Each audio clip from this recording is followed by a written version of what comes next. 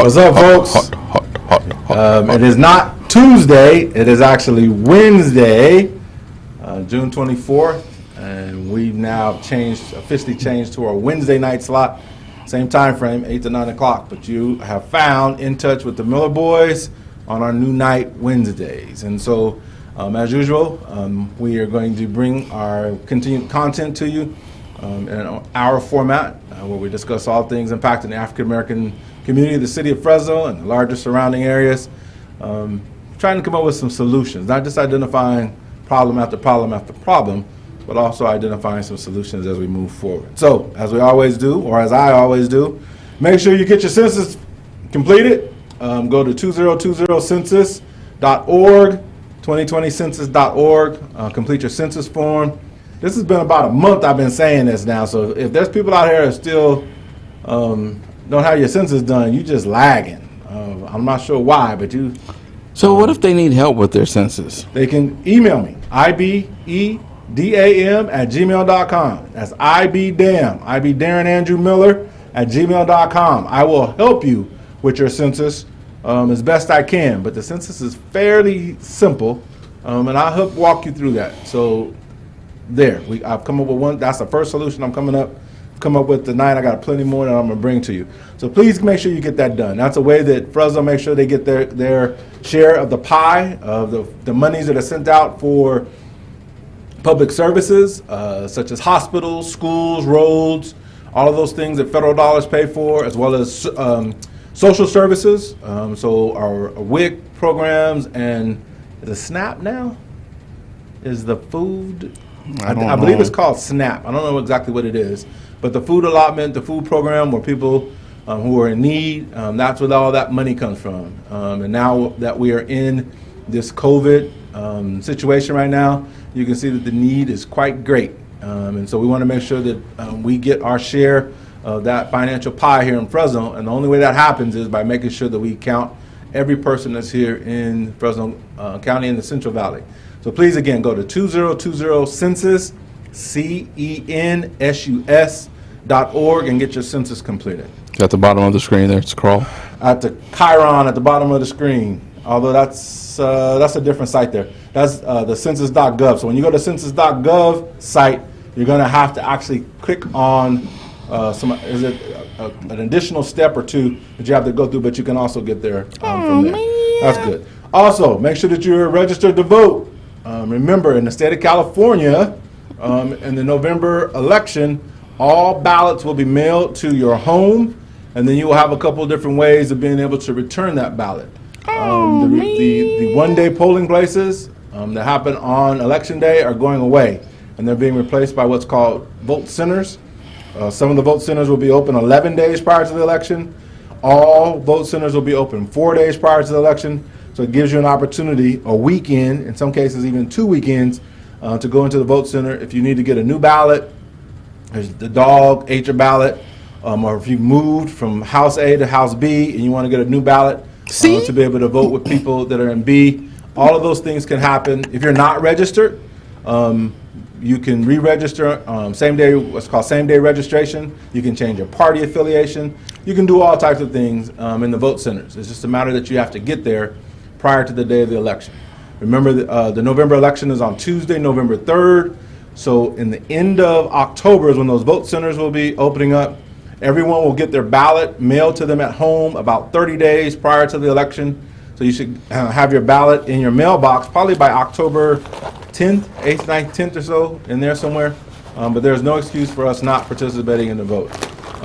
As the higher number of voters that participate, the more likely are that my side of the ledger is going to be represented. And I'm a progressive. And so as the voters' numbers go up, progressive ideologies permeate throughout the system. And so, I'm not going to get specifically political, but I just want everybody's got to participate. Because if you're not participating, that person who you don't want in office, that's how you got in office. And so the only way you can cast your vote, or to make sure that you don't have a person in office that you don't want there, is to vote for the person who's running against them, whether you like them or not. There is no such thing as a perfect vote. There is no such thing as a perfect candidate. Okay, we got to vote. And so again, go to the census. I mean, not the census, but to California sos.ca.gov to be able to cast or be able to register to vote online. So with that, also like our new Facebook page, In Touch with the Miller Boyzzz. We have a Facebook page. Many of you, there's 584 people who have liked our page. Thank you for that support. But I know there's others out there who have not done that quite yet. Look for the invitation or search us out. And please go to our page and like it so that we can add you keep you informed of what's going on with us. What's up, G. Miller? It's hot and I'm mad. Good to see you. Yeah, I'm glad to be back. I was off for 2 weeks, taking care of some personal business that I had to take care of. I'm glad we moved to Wednesday so that I could continue to be here and give my love, gratitude to the world, my expressions of beautifulness, as you can see. So how do you want to express your beautifulness? It's there. Which topic do you want to express your... It's right there. See it? Right there. On the screen, right there. My face. Beautiful. So that's the topic you want to talk about, your face? Sure. Okay, what do you want to talk about? Being black and dark skinned, being African American, Negroid, colored, whatever you want, it's not a death sentence. It's not a sin. I'm glad to see that the young people are out there improving the world to the best of their ability, doing what they need to do, responsibly expressing themselves. I'm not going to say protesting, because what would you be protesting? Expressing themselves. Make sure that it's legal when the cameras are on, and do what you need to do to get your point across. But I would also venture to say, if you see people that are out there that are not doing what they need to do, you got to point them out. Which I'm ready for tonight. I'm ready for your police questions. So police questions? Yeah, if you got any police questions of why things happen. People have been bombarding me with they don't understand why the officer in Atlanta was fired so quickly for shooting the guy in the back. And things of that nature. I've had to explain to people. Oh, so I do, but she explained that. The mayor explained it. It was outside of he wasn't following policy or procedure, whatever the guidelines was. The same thing that they talked about with who was the latest charges? I missed someone. So Atlanta's charges. Someone else just got. One of the officers in the Breonna Taylor issue. That's what it was in Louisville. Okay, in Louisville. So in Louisville, the chief of police in his statement would basically said that's the one that happened yesterday, right? Breonna Taylor's. No, Breonna Taylor was the one that happened over. Oh, the firing. The firing. The consequences for the actions of the officer outside of his prescribed duties. That was either yesterday or the day before. Yeah, so in the statement from the police chief, he was saying basically he was being terminated because he did not follow the procedures, and he listed the procedural things in there about discharging your weapon. One of the things I remember is they said that he discharged his weapon 10 times through a window that had something in front of it that he couldn't even see who was on the other side of it. So it was not negligible. Yeah, it was an irresponsible, that's whatever negligence. it was, discharge of your weapon. You couldn't even see who was on the other side. Well, that was the same thing in the Atlanta. That's one of the charges that both of those officers got. And I was trying to figure out if both of them shot or not. But my understanding, the way it came down is that they did, but I don't one of them shot into a car. Correct. And that was one of the charges of negligence in the operations of his firearm. That was the dude that got the 11 charges. So one got 11 and one got 3. 3. Yeah. So the one who got the 3 charges, I don't think he was charged with discharging. You have to, and they train, to make sure your background is clear, that you're not shooting into a school setting, or you're not shooting into a house that could, have people in it, or a car that could have more than the person that you have in the car. So that you're aiming at. The other thing is in the Atlanta shooting, the taser. He had a taser, but it was empty. So if you understand what's going on with that, why would you be shooting at someone with an empty taser? One. But even tasers, non-lethal. No, it's lethal. It is lethal? Yeah. They deemed it lethal in Georgia in the shooting in an incident before, they deemed it as a non or Is a that lethal, universal, or is non-lethal. it just in Georgia? That would be just in Georgia in that jurisdiction there. Okay. I But didn't even if he realize turned that. around, I mean, it's like, yeah, it's going to fall to what I was telling you, to understand the Garner versus Tennessee, where he's going to use that he believed and he feared for his life, and that's why he did what he did. The officer in Atlanta already made a statement that he wasn't in fear of his life. The one with 11 charges? You don't think that he's going to change that? Wait, well, he could. I mean, Okay. but he didn't already made that statement. They have him on record as saying that he was not in fear of his life. Okay. So that's what's going on, and then the tasers only they disseminate two prongs that go a certain distance, and he was outside of the distance that the prongs would reach, and then the one goes straight and the other one goes at a descent. So that's why when you shoot, you don't canter the taser, because if you canter it, one dart's going to go that way, the other one will go straight, and you're not going to hit your target. do both darts have to be inside of you for the taser to work? That's correct. It's a compliance tool. It's not for the pain. What it does is it restricts the muscles between the two darts. So that's why the perfect place would be to hit them in the leg and in the top of the back, and it'll run a current through those muscle groupings through your back, which causes you to lock up. Everybody's laughed at those videos of people that have been tased and they just lock up. Well, that's the reason they lock up. So yeah, it's, just that it's not a crime to be black in America, and I like the fact that we are the demarcation line. What do you mean by that? 1968 or 64, the bill was passed, the Civil Rights Act, right? And so that's right where we are. And so people that are older than us, they have a remembrance of being able to treat African Americans and black people any old kind of way that their grandparents told them. And so the people that are under us start to learn. You can teach almost anybody, almost anything. And so the people under us have learned that you can't treat black people and people of color in a certain way, because there's rights now. And when you violate those rights, you are held responsible for the violation of those rights. So that's a hard lesson for these folks to learn here in the United States.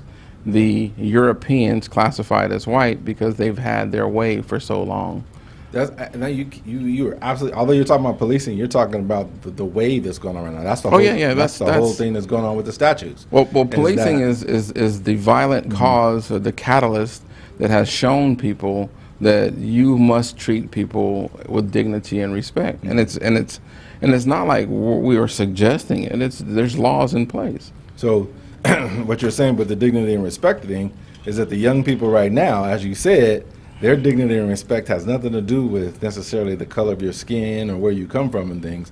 And so as they have read about these people in history, as they now have seen these... No, it ain't about reading people in history. Oh, yeah, it is. When they're tearing down these statues and the Confederacy, and they're talking about tearing down George Washington and Thomas Jefferson and all those type of things, the people that we were, as you said, the people that we were raised on as icons, the fathers of our country and all those type of things, the students have a different take on it. They were slave owners. They had mistresses, Jefferson and Sally Heming, who was a minor. There's all kind of stuff. They're talking, there's a push right now that says that in the religious, talking about religion, that they're talking about taking down statues that depict Jesus as a Caucasian. That's correct. That's Sean King's right. Fight and battle. So how do you feel about that? I don't necessarily have a feeling one way or another about the target. It's about the act, and I love the sense that these young folks The young people are sensibly thinking things through and not just reaction. So the riots in '92, with the LA riots and those type of things, that was a reaction. That was a reaction didn't really have. It was just a reaction. It was a fear, just a raw rage. We're tired and we're not going to take this anymore. What's going on now is more, for me, is more calculated, more strategic, and the results are going to be more long-standing than those things that happened in Los Angeles. Well, how many people were there around in '92 that were born that were older than us that have now died off, and have been replaced? Mm-hmm. That's the catalyst and the understanding of what's going on. Remember, the baby boomer generation until now was the largest block of human beings in America. They're all dying off. Okay. And our generation, the X and Ys, are not going to be the next one in size. It's our kids. It's the millennials. The millennials, either now or going to be very soon, is going to be the largest cluster of people in a particular age bracket. And so what we're seeing right now is, as you're saying, is we're seeing this mindset of those millennials who are 2 generations removed from Jim Crow, who are 3 generations removed from the Civil War and Reconstruction, those things. And what it is, though, it's a mindset. It's the whole mindset of kids that have grown up with other kids, and why. And shout out to all my KKK members with them biracial children, grandchildren. They don't care about the color of people's skin. They understand. We have evolved as a human race to understand that there's only one race of people.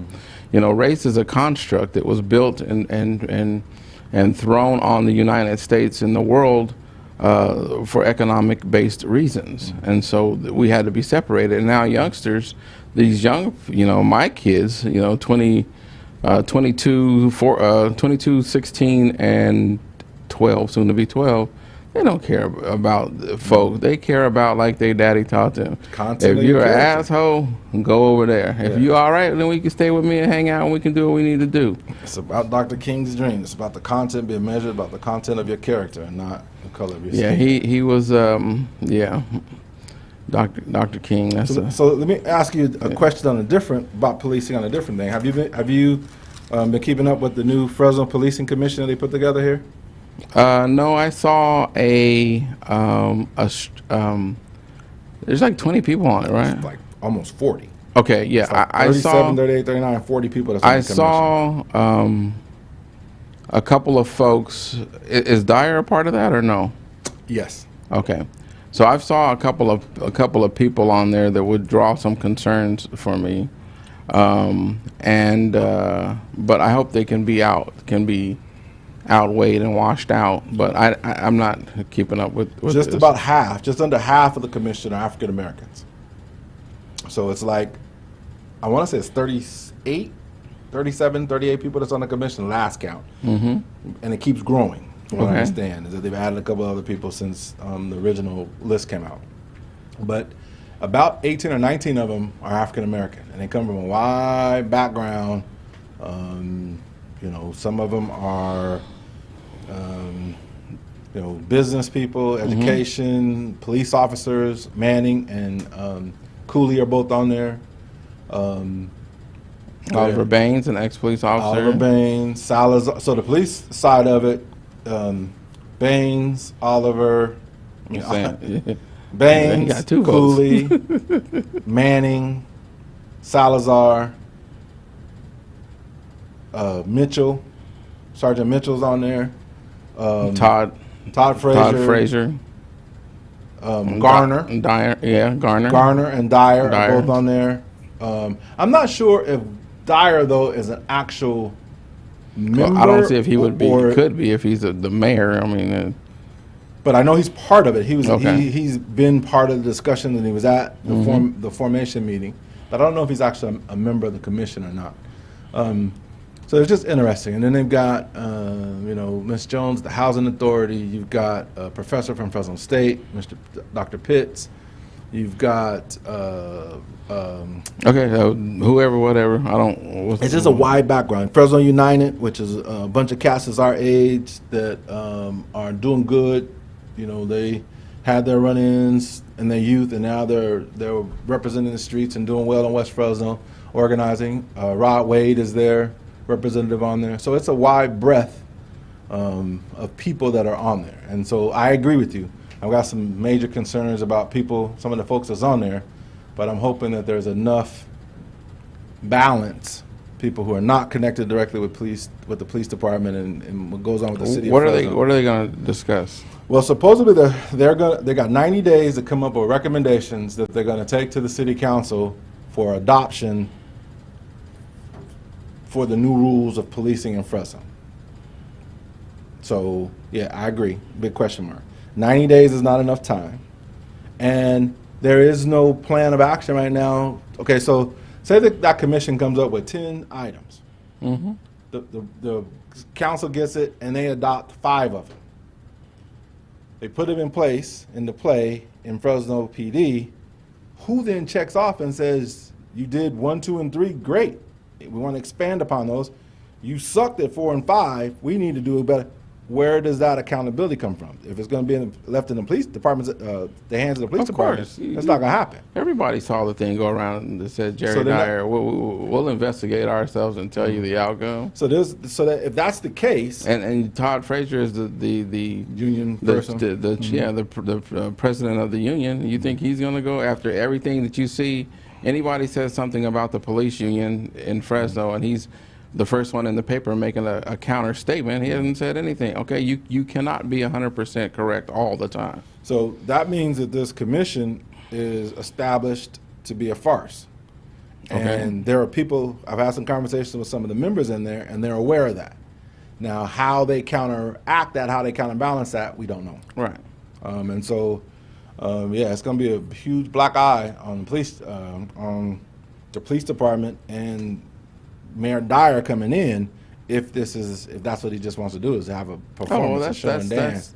That's the get down though. That's the. I understand that's the get down how things have been done previous. Mm-hmm. But I don't believe it's going to be tolerated going forward. And so, although Jerry Dyer is very used to being a bully, and having his pulpit as the police chief to be able to bully from, well, when he was the police chief, all he had to answer to was the city council, the city manager, and the mayor.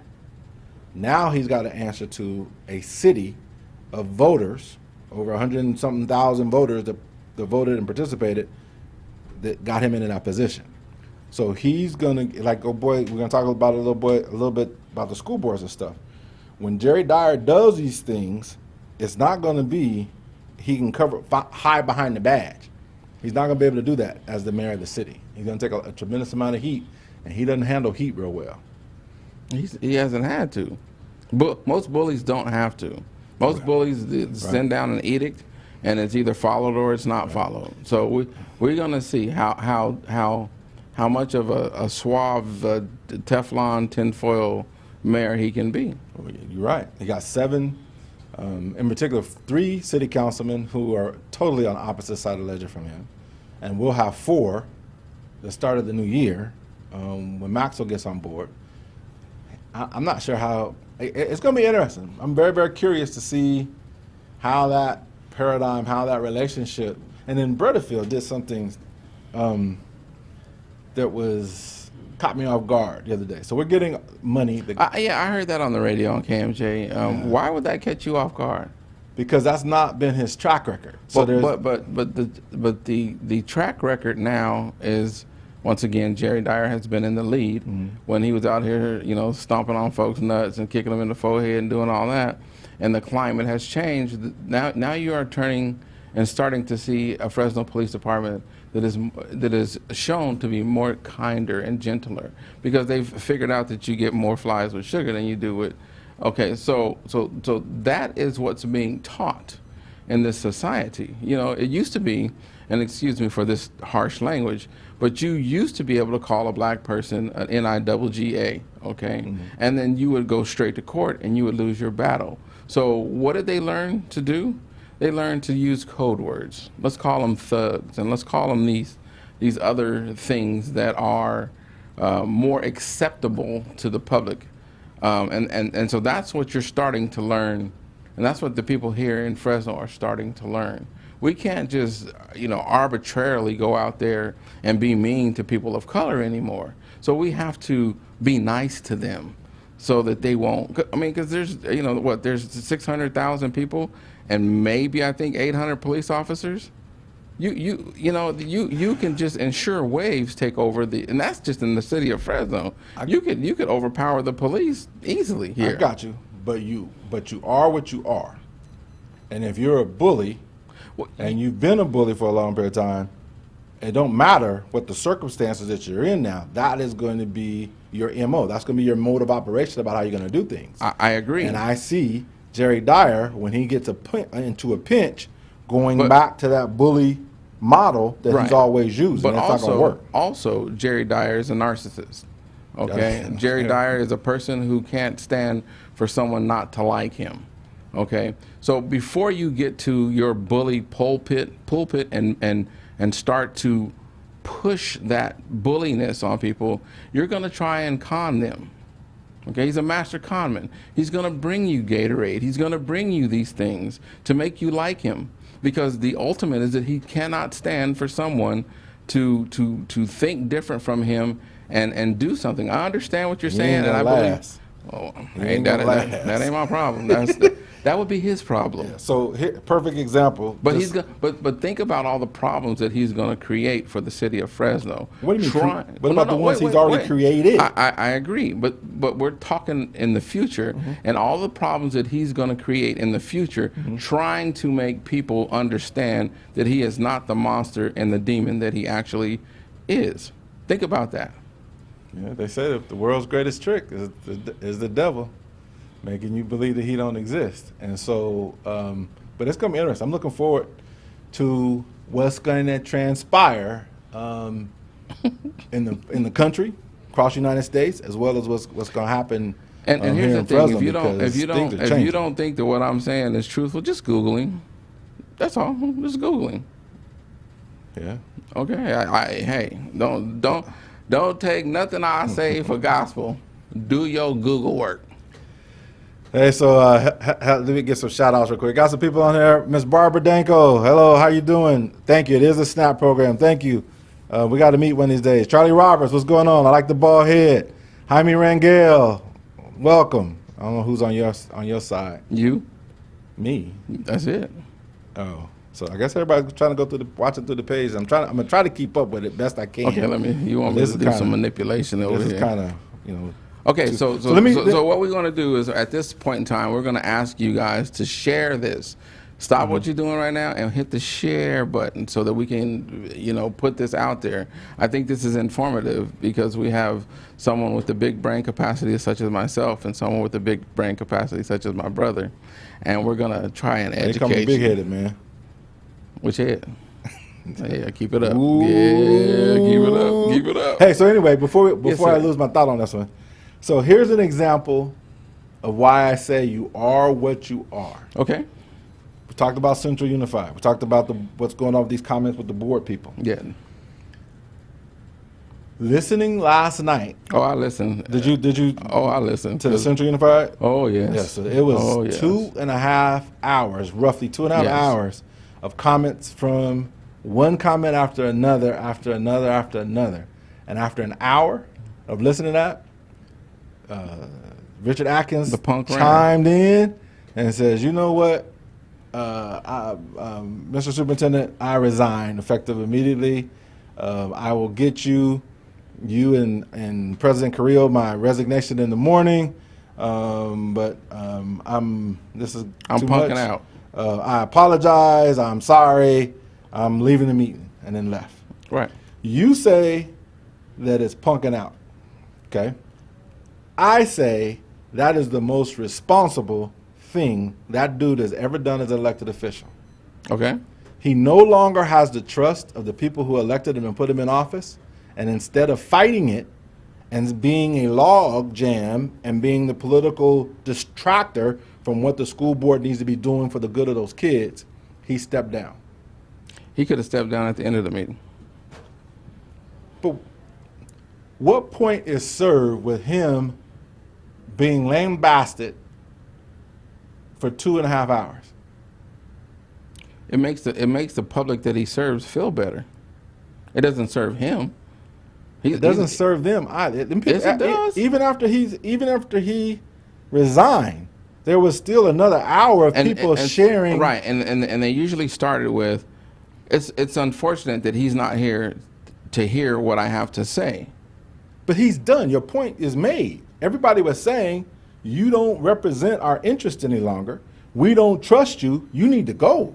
And he left. But Right. he could have waited till the end of the meeting. Oh, no. Why not? Because you're going to serve your own selfish purpose and not want to hear what people have to say about you? That's what got him in trouble in the first place, is sharing his own personal information in a space that he shouldn't be doing that.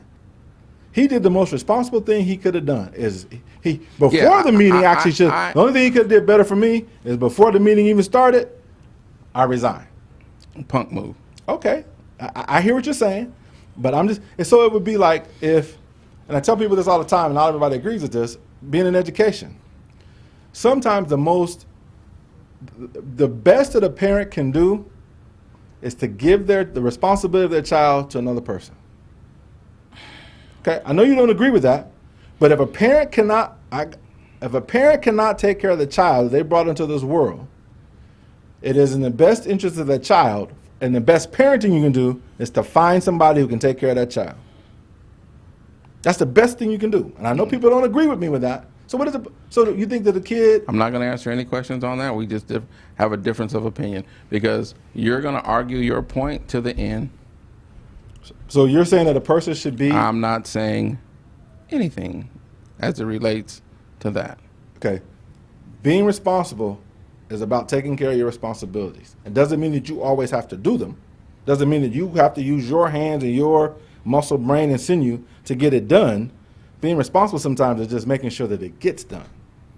And I think that was the point, at least in my head, that hit home last night with Atkins. When he pulled the plug, I'm like, okay, mission accomplished. That's what the community wanted. The community got it. So the comment that I made to the board members is, thank you for your service. You did the right thing, Mr. Atkins, by pulling out. You 6 remaining board members got the hard work to do now. Richard Atkins is gone. He created this. Yeah, he punked out and left. He punked out and left, and he left y'all with this confusion. So now this burden is on the 6 of you. To answer for him. Correct. And so I don't know what that means. I don't know how you're going to do that, but I encourage you to use your community to be able to get through the healing that community needs. Okay? We can demonize and blame him all you want, but that doesn't mean that you're addressing the issue that needs to happen. And so I'm hoping that the 6 board members that are remaining there understand kind of the role that they're in. Because if they're going to say, I don't want to have anything to do with this because I didn't create it. Isn't he elected? He is elected. Okay. Yeah. And how long had he been there? 2 years. Just 2 years? Mm-hmm. Where did he go? No. Well, this last term, this was his 2nd term. So he's been in office for 6 years, I believe it is. Because he had a term before. This was his 2nd term. I know for a fact. I don't think this is his 3rd term, but I know this is his 2nd term because he was on the ballot 2 years ago. And won? Mm-hmm. It was him and Sean Brooks. So the 2 of them ran. Okay. So so the community put him in that place. Correct. Okay. Right, not the whole district, but it's the district, right, whatever number whatever number he represents. So, I think he was 4, if I'm not mistaken. So I wonder how they feel now, voting for this person and putting him in there, and then him showing a lack of leadership and putting his Nikes on and running out the door and turning out the lights before. So one of the other things I noticed last night about that meeting is those voices I listened to was not from any one particular ethnic group. No, it was a plethora. There was Hmong voices. The only community that I don't remember hearing from was the Sikh community that's out there. Well, you can't. They may have been. They were saying that they were Punjabi, so they could have been Sikh or they could have been. Do you remember hearing a person announce themselves that way? As Punjabi? Yeah. Oh, several, yes. Okay, I missed it then. I'm sorry. I missed it. Okay. I watered the grass and listened and I missed that. So yeah. So I mean, and shout out to the class of '85, you too. Oh, yeah, I do remember somebody talking about 85. Yeah, it was 2 of them. I heard it. I heard it all. Nine, I hear it all. 9 African Americans. I hear it out there, all. So Yeah, anyway, I hear it all. So you want to talk about the newest? Who that brought up there in the mountains? Yeah, Well, so I'm gonna ask you this question before we get to the whole understanding of what there is an understanding. how for it, it's by the way. crazy. Well, I mean, I want to, when a Caucasian person or a white person or a person that is now here in the United States says that the Confederate flag is their heritage and they have a right to their heritage, how do you feel, and what does that invoke in you? That is offensive to me. The Confederacy was a treasonous organization that fought against the United States of America, just like the Germans in World War II, and just like the Taliban over there in Iraq and in that Middle Eastern war. They fought against and killed United States of American citizens. The Confederacy is a domestic terrorist group. That's their history. So I applaud and encourage anybody who is of a Caucasian background. If you're proud to be a Caucasian, God bless you. You should be proud of your heritage, your lineage, wherever that may be. But when you drape that in the treasonous, domestic terrorist flag of the Battle flag of the Confederate. the something bars they call it or whatever. That's the issue. And so think about it.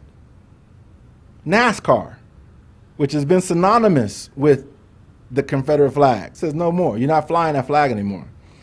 The whole state of Mississippi right now is under sanctions by the NCAA, National Collegiate Athletic Association. They can't hold any championship games in the whole state of Mississippi until they get rid of the flag. And one of the top running backs at Mississippi State. or Yeah. Mississippi Mississippi State. Said he ain't playing under that flag. Okay. So I mean that is not a. So people such as Miss Wilkins, I think that's her name, that made the statement. Wilkins, there. yes.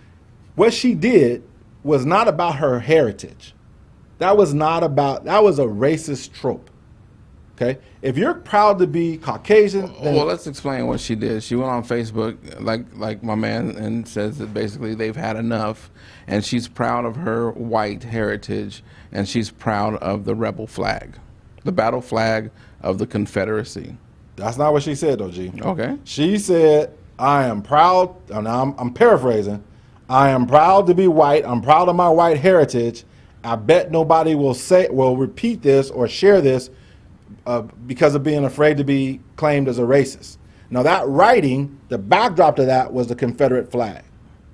So me personally, I don't really have an issue with her statement. I think she could have done it better, but I want her to be proud of who she is and her heritage and her lineage. But that Confederate flag, as I said, is the battle flag for a treasonous, domestic, terroristic organization that fought and killed the United States of American citizens. Well, for me, and this is going to be kind of wild and out there. Yeah, I can understand her views of like you said, proud to be a Caucasian or a white person. But how come you can't be just as proud to be a human being? Agreed. As I said, that's my part of it. I mean, that's my issue with it. Be a human. Why do you have to try and separate yourself? And I understand why you're trying to separate yourself into the construct of color, because you now feel like everybody else, like my man that was in Central Unified, you're losing something. You're losing your power. You're losing your right to dictate to other people how they should live and how they should be.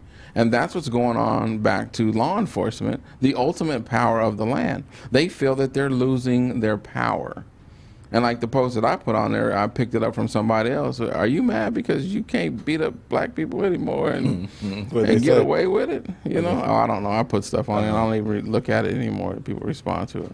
But that's kind of what it is. You're mad because you can't inflict pain upon a certain population, portion of the population that doesn't look like you anymore. But I think part of it goes back also It's a sickness. Now, I want to say that too.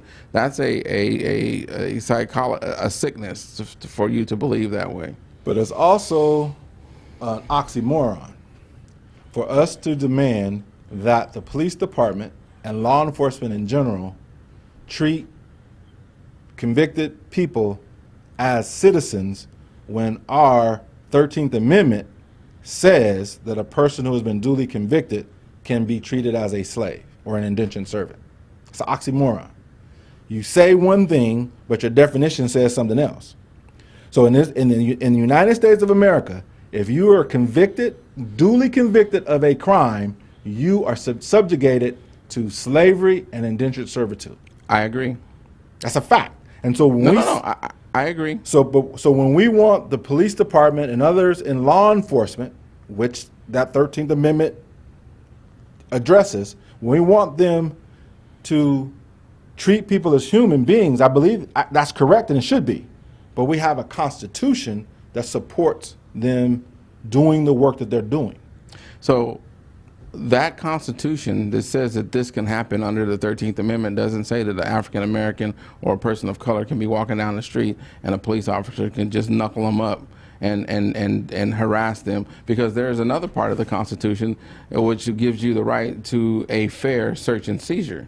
Correct. You can't just take people's, make them stop and start going to questioning them, and then when they don't want to comply with you, and this comes from a person who has seen it happen many a times as a Fresno police officer for 22 years. So that is wrong. I'm not saying it's right. I'm just saying.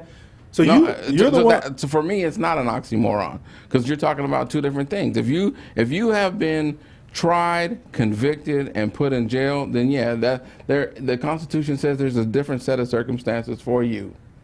But if you are just Joe Citizen walking down the street, minding your own business, eating chips and drinking a soda, no, the police officers should not be able to come up to you and harass you and treat you less than human. I agree. But what I'm telling you is that the mindset comes out of the law enforcement mindset. Okay? How are you going to tell me about the law enforcement mindset when I'm not talking about Gerald Miller's mindset. I'm talking about the law enforcement mindset. When you have a person, because law enforcement is the first step to a person becoming duly convicted of a crime. Is that right or wrong? You're telling me that's a question. No. Because I'm gonna make sure that my understanding is correct. You are telling me that my 22 years of working as a police officer don't mean that's not what I'm saying. To your understanding of That's not what I'm saying. That's not what I'm saying. I'm saying that law enforcement. Well, you tell me then. Law enforcement in itself, the rules that they're embedded in, is basically spoken to in that 13th Amendment. I've always understood that the first chain to getting duly convicted. And this is why there's an issue, because people don't understand, but they think they understand. I'm asking you a question you want to answer. Are the law enforcement? Because I can't answer you. Police? No. Who's the first step in being duly convicted? The 13th Amendment has nothing to do with the free society or a person walking around in a free society. The 13th Amendment says that a person that has been convicted of a crime can be used in that situation. Okay. So what is the first step to a person being convicted of a crime? Them actually doing the crime and a law enforcement officer coming upon them to understand that there was a crime that was committed. To arrest or detain them would be the first step, correct? Is the first step towards being duly convicted? Is that not true, or that is true? You're telling me. Okay, anyway, the mindset that goes along with law enforcement is grounded, embedded into that 13th Amendment. Okay. And I believe that if the changing that 13th Amendment then changes the mindset, gives America the ability to change the mindset of what goes on with law enforcement. Well, what needs to change the mindset of America is what I talked about 3 weeks ago when I said that Plessy versus Ferguson, Garner versus, I can't think of the, Tennessee versus Garner. Those are the things that need to be changed. Your Supreme Court justices need to change the way police officers act. We're not talking about in a correctional setting. We're talking about as they come in contact with people out in the street. If a police officer comes up to you and starts talking to you, and you just look at him and you continue to walk away and mind your own business, technically they're not supposed to bother you. Correct, unless you, or I guess, what is it called? Engage. The suspicion or whatever it is. I don't know. You were the police officer for 22 years. I told you. What do you want me to do? You said engage. There's something about suspicion. Okay. Isn't there something about suspicion? Having a reasonable suspicion or something along those lines that a law enforcement can do their job? Is that not correct? You telling me? Okay. I can't, so here's the issue: is that when I ask questions and don't get answers, then I can build an answer and develop it off of the understanding that I have. If my understanding is incorrect, then I need to be corrected. Well, I'm telling you that your understanding is incorrect, but you are going to try and continue to ask questions to build on my understanding. Your understanding, and your understanding is wrong. So what is wrong with my understanding? It's wrong. But why? Why is it wrong? Because the 13th Amendment has to do with incarceration. It says duly convicted. Okay. I mean, you're the one who pointed me over there. I went and read that thing numerous times. There's a big old comma clause. So when you're walking down the street, are you duly convicted? No, but at some point in time, the duly convicted process starts. To get to duly convicted, which is, I'm assuming the mean by that is to be convicted in a court of law, that process has to start somewhere. From what I understand, what I've been led to believe, that process starts with an arrest or a detainment. Okay. Is that true or false? True. Okay, so, but that then, never mind. Okay. True. Build on your truth. Speak your truth. So who does the detainment or the arrest? The officer. Right, so that's why I'm saying that the whole system is interconnected. Getting to, you got to start somewhere. And whether the injustice is on step 1 or step 2, or whether it's on step 30, if there's injustices in there, you got to take care of all of them. And I think that the 13th Amendment is one of the injustices that supports law enforcement having the persona that they have. Okay. I agree that there's other Supreme Court cases. Plessy versus Ferguson actually has been addressed a couple different times. Okay. I don't know about the other one, but the Tennessee one. But the Plessy versus Ferguson has been addressed by the Supreme Court through a couple of different means and measures. So anyway, okay, so policing in Fresno is going to be changing, or there's going to be an opportunity for us to get some changes in it through this commission. And so here's one of the things that already happened. The city council last week, I believe it was, unanimously decided that chokeholds, basically you use some other terms about the carotid artery or whatever, that submission hold cannot be used by the police department, Fresno Police Department. Is that what it says? Yeah, it says something about at all carotid. Totally. What I haven't read it, but what the announcement was that I've seen publicly, in the announcement that was made publicly by the city council person and others, has been, they talk about the carotid vein is in the neck, if I'm not mistaken. Carotid, whatever, that cuts off blood flow to your head. And Tina, you're correct. Probable cause. So they've outlawed that now. Now I don't know if it's in. Now you do understand that the chokehold does two different things. One cuts off blood to the brain. The other one cuts off wind and air to the whole person. Correct. So, but I don't know. I haven't read the motion that they passed, but I do know that they passed, and it's going to be interesting to see how that plays out going forward with inside the police department, because that's, I'm assuming that act, that maneuver of the neck restriction is part of Fresno Police Department's can-do list. Was previously, or was it just not stated? No, it's stated, and you can or could. Now I don't know what you have read or understood, but you could use a carotid. You could shoot somebody if you feel that somebody is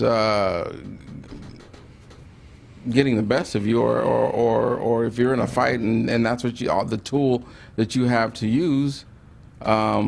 it could be used as a last resort, but I don't know what is now stated on the usage of it, or if it's been banned, totally outlawed. Any grass around the neck. I'm not there anymore. I'll find out. I'll get any type of choke holds or carotid restraints or anything around the neck, head and neck area. I don't know. I do remember that term carotid was in there, and that's the blood flow. So I'll have to go back and get it, because like I said, I haven't read the actual legislation that they put out. I just know that there's been public statements from city council people or city officials, as well as in public settings, that they outlawed it. So I'd be interested to see how that plays out within inside of the policing component. The other two things I want to talk about was going to be way too big, so I'll hold off on it. What do you mean way too big? Just the time to take on it. We only got another, I don't know, 6, 7, 8 Okay, minutes or so. but what were they? Bubba Wallace talking about just the whole thing now that the FBI has come in and said that he was not the target. Just, NASCAR's reaction and all the things that are going on with that component. That can be dealt with. It was a door pulley on the doors, so they investigated, deemed, and determined that it wasn't something that would be personal to him, like a threat or something. And I guess they would have to change the pulleys now to something plastic or something. But if that thing is offensive, if having what looks like a noose hanging from a door, then that would be offensive. And I could see in the hyper state of where we are that people would react to it, and that. Now, once again, they just have to make some adjustments and some changes. Okay, so Bubba Wallace never saw it. The incident actually happened in October, and what happened is that somebody off of his crew saw it and found it and reported it to the NASCAR people. Okay.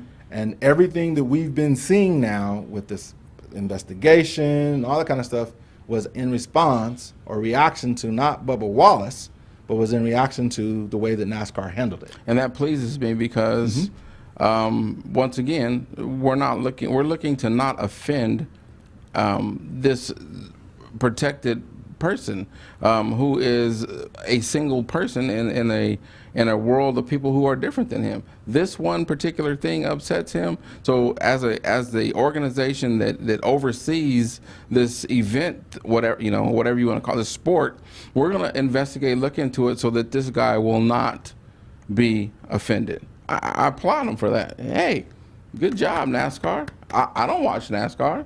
But good job, NASCAR. I appreciate the fact. And then I also love the fact, and we're talking about people that are what? How old are these drivers? Under 30? I love the fact that the people rallied behind him. Late 20s and Once 30s. again, so we're talking about the younger generation, to show that we stand united against racism. Racism, your time is up.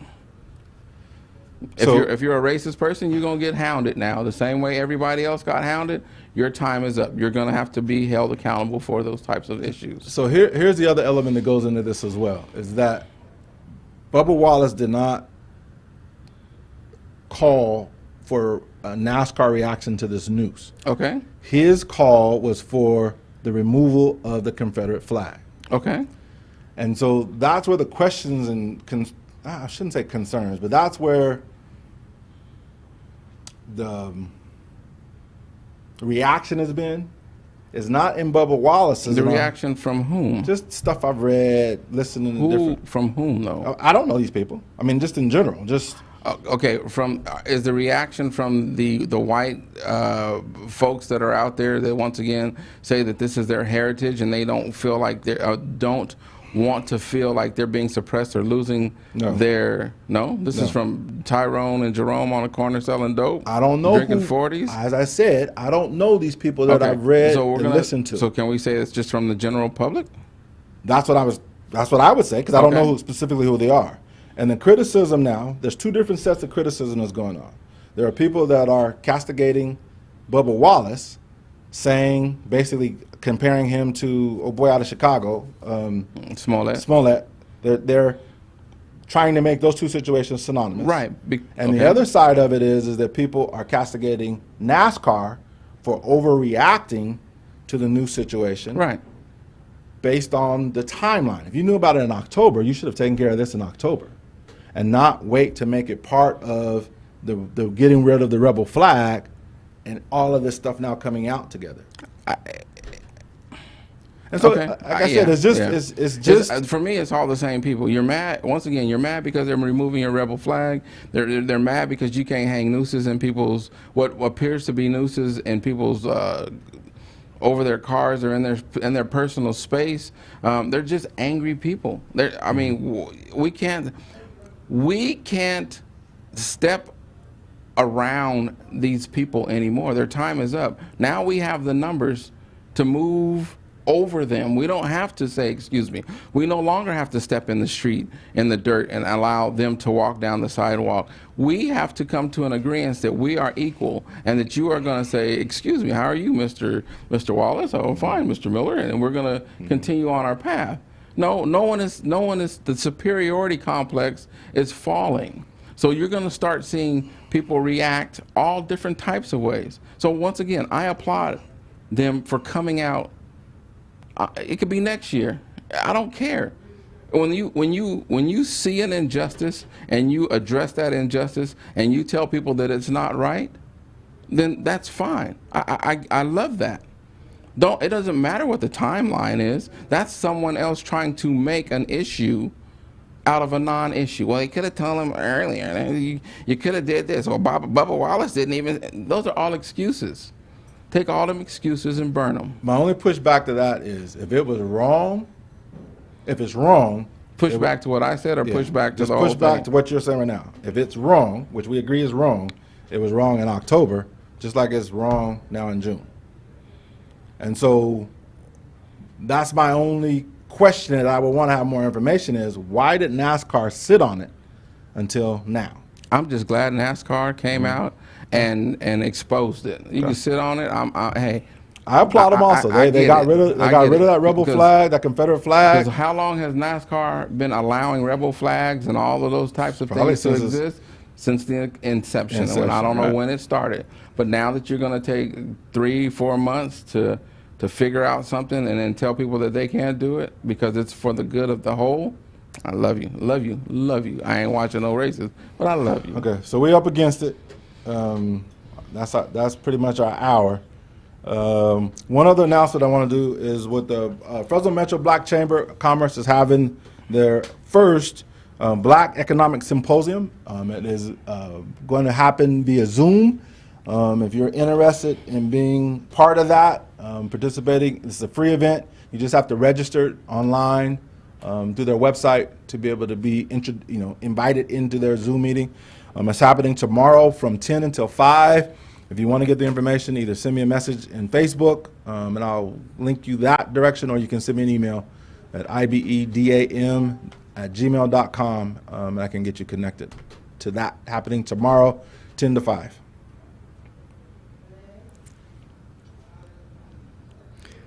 Love, peace, and hair grease. Funny.